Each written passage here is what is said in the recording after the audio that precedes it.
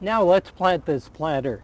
First I'm going to space the plants out and always be certain that the front side is forward. As you can see, that's the front side of this plant, that is the back side.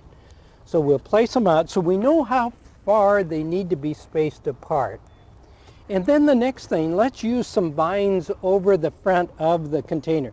This is vinca, and that'll have a beautiful blue flower but variegated foliage, and it's a permanent plant. Here's another nice plant. This is called Creeping Charlie, and we'll kind of just put it right there. I'm spacing them out first. This is ice plant, and this also will trail down over the front. Has kind of a cerise colored flower, and it's really very pretty.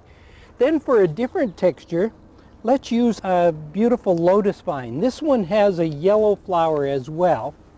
And then down here I'm going to use this blue flowering one, and this is called the Swan River Daisy, and this will trail down over the front. And then back in here I have a campanula, which also has, this one has a white flower. There are blue flowering varieties too, and we'll just put that there. And then we carry on down with some I've already planted. So the next thing, by the way, I have soaked all of the root balls of these. And I think that's really important because when I take them out of the container, you'll notice that the roots are very moist.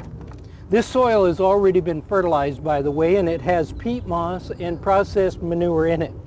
So all I have to do with my hands is simply dig a hole and plant each of these plants in. It's a very simple process, but be careful how you handle the plants. It's so easy to disturb the roots to the point where the dirt just falls away.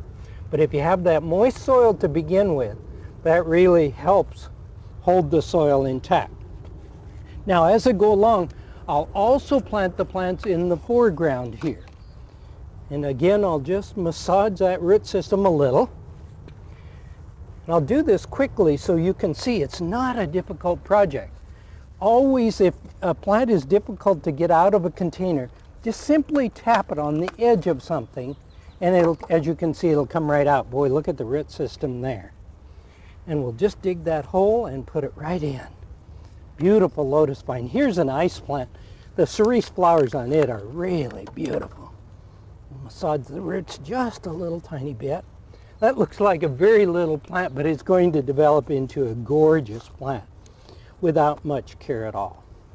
So you can see this is a simple process, and it makes all the difference in the world in this container by just taking a minute and putting in some plants that are going to afford some beautiful color. And then this fall I'll put in permanent plants. But right now is the time to provide that summer color in a planter box.